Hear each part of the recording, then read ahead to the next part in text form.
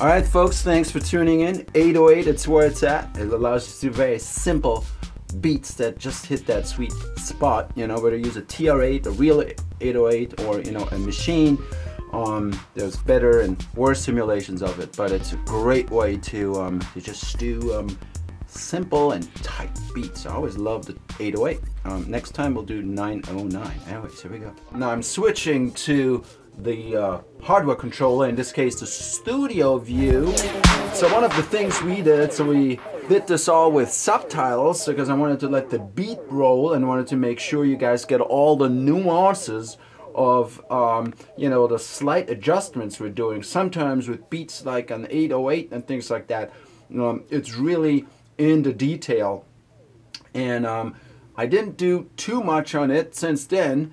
But one of the things is, for example, when we go into group, I added a filter. So if I just go here to the drum beat, solo the drum beat, and then we go to plugin, I have a filter. The filter's engaged, and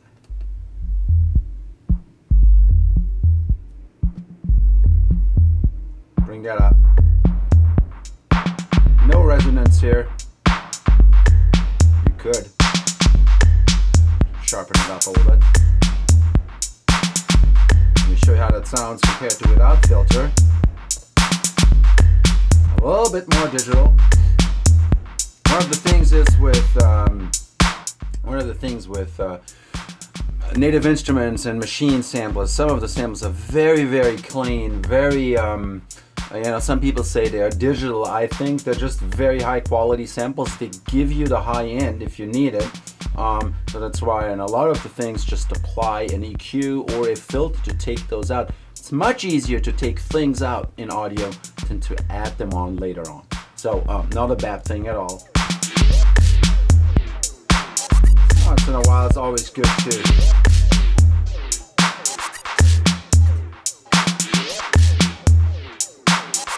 The kicks, but it gets too old. And let's look at the low tom here. Actually, that's all default sounds, by the way. I'm not employing any third-party sounds. It all comes with your machine. Some of that is even back with the original machine, so no magic trickery here. And then a cool sound here is the low tom. And let's check out that sound a little bit. By the way, this is all stock sound. Nothing's been changed. This is all the original machine. And this is just a raw sound here. It wouldn't change too much. You can, of course, change the tune.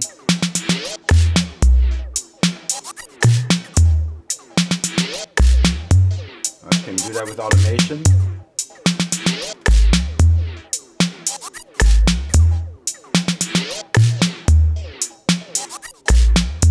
Leave that.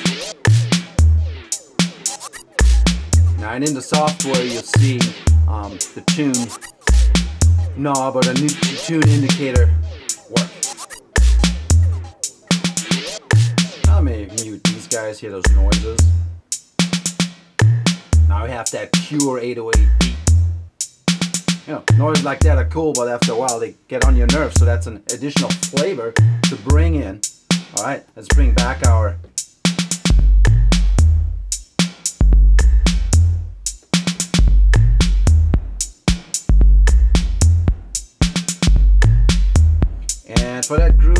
feel like I have a little bit too much reverb on it. Yeah, I like it dry, or just a little bit of a presence, a little bit of a warmth, so it's placed into context. And then we had worked on the bass. The bass on this, I backed myself into a corner. It's not my favorite bass sound by any means, but here's what I got. Let me solo this really quick, the group, and then we're gonna solo this guy here. And let's check out what that means. We got, first of all, engine standard. We can change that into S1200, M60, that's MP60, Akai MP60, I like that quite a bit. And I also changed the events here a little bit, where I'm actually, if you look closely, do this here. There we go. So if you check this out, I'm not sure if you can see, I'm omitting the one here on the first bar, and then on the fifth bar as well, and the third bar as well, which is cool. Let me plug in the metronome again. That's a metronome, by the way, that like I said, it's not the custom metronome. I don't like clicks that have pitches. Alright, so we don't need that. So now let's see how that vibes with the kick drum. So we're gonna just solo here. Let's see. I guess we have to kind of mute everything. Woo. Well, great. Let's call that backfiring, and then see how that vibes with the bass. All right. Of course, I have to turn on.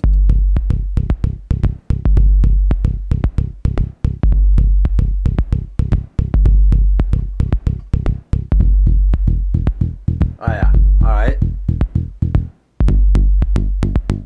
We got a little bit of something here, and then once I got that bass tuned in, I just wanted to say something about the bass. I made another bass. Oops. Made another bass. Let's select this one here.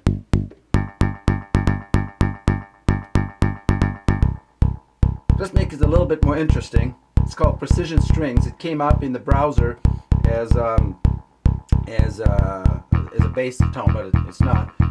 It's just a digital tone. And the way I work with that is I apply the filter. Let me just add a grain delay. Just make it tail a little bit. And the filter is right here. So without that filter, that would be way too dominant, right? So I have a high pass filter, and I can, so it adds, if you just listen to that, it just adds a little bit of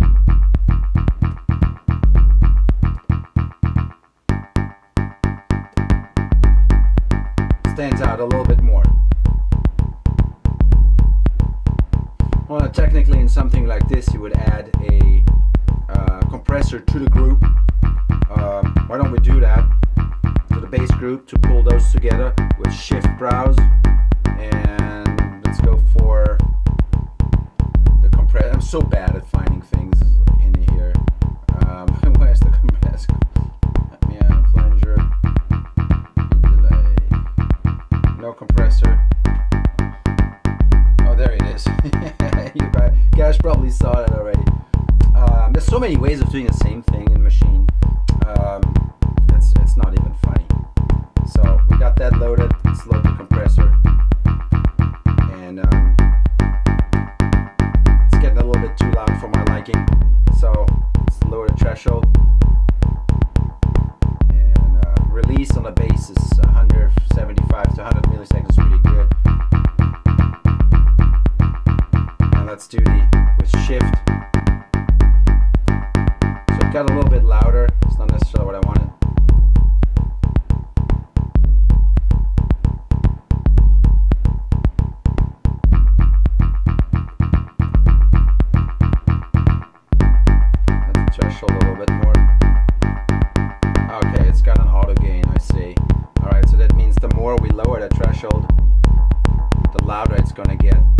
don't like that usually because I want to see when the compressor starts working, and one good thing is when the compressor starts working is just lower the threshold, and then you'll see when it starts grabbing. Well, we can still do that. So in this sense it would be when it gets louder.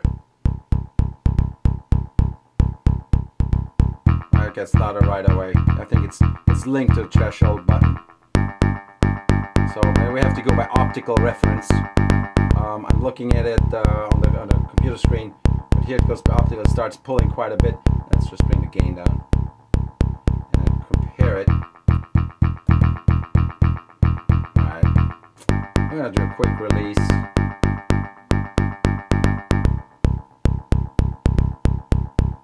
And the amount. I'm gonna make it release quicker even than that. Yeah. So a good trick is to kind of just come in and out as quickly as you can.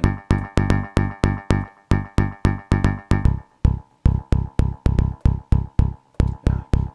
So it's usually when that bass goes into the lower registers, that's when the compressor is needed more. Anyways, you can bring back kick, bring back our other sounds.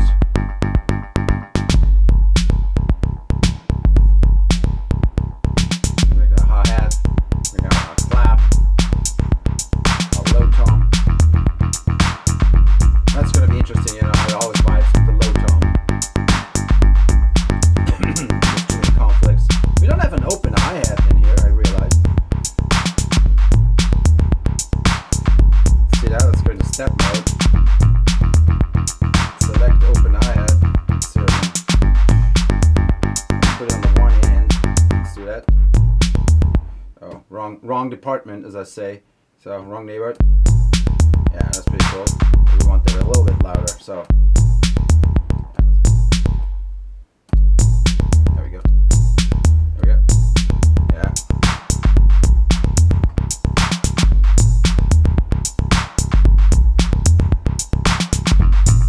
Not too often.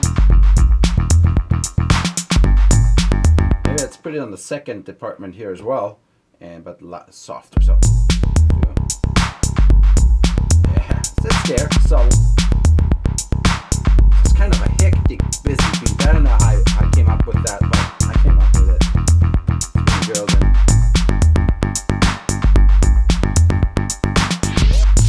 So when you then build your sequences, you know, just you don't want to have it loop all the time. You just go in.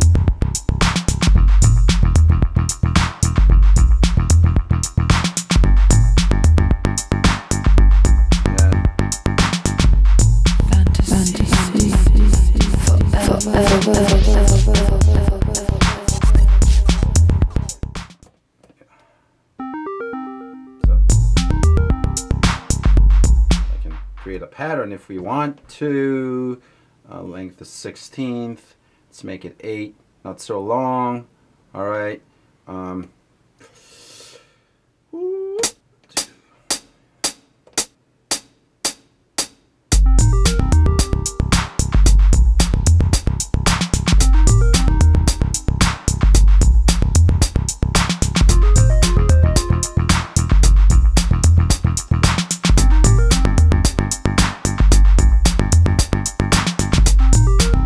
There we go.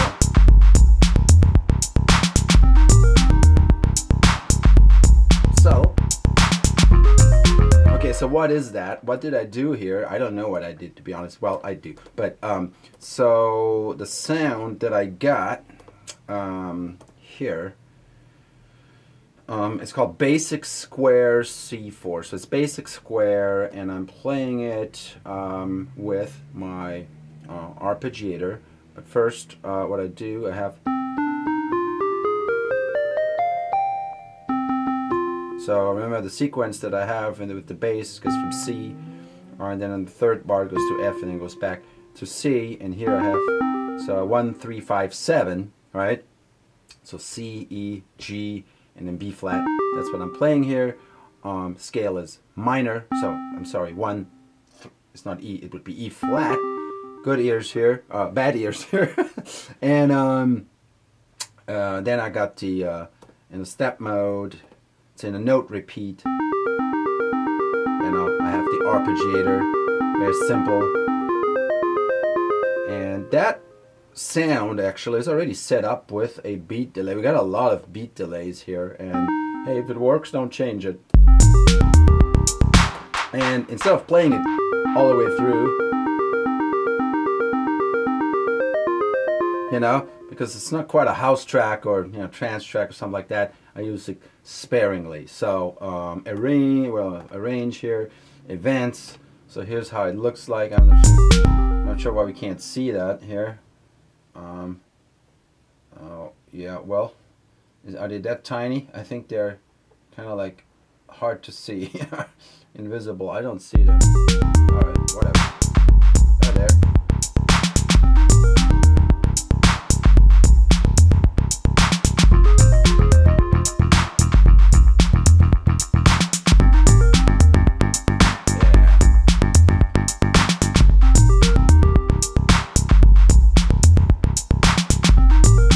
Alright folks, well, thank you very much for watching.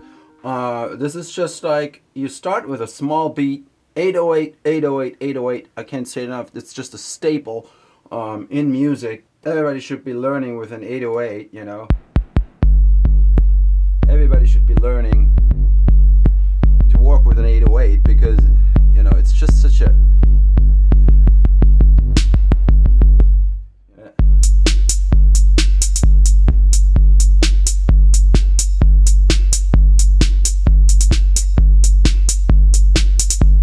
such as the 808, and there's other ones, there's other software ones and hardware ones, such as the TR8, which I have and which I love, which do that, you know, a little, not as good, a little bit better, but the key is it's simple sounds with a lot of low end, and they're kind of dry, so it's not overwhelming. They have a mellowness to them, so that's how we got started. Play around with your 808 sounds, and you don't need that much more to make a complete track, alright? Massivebeatz out.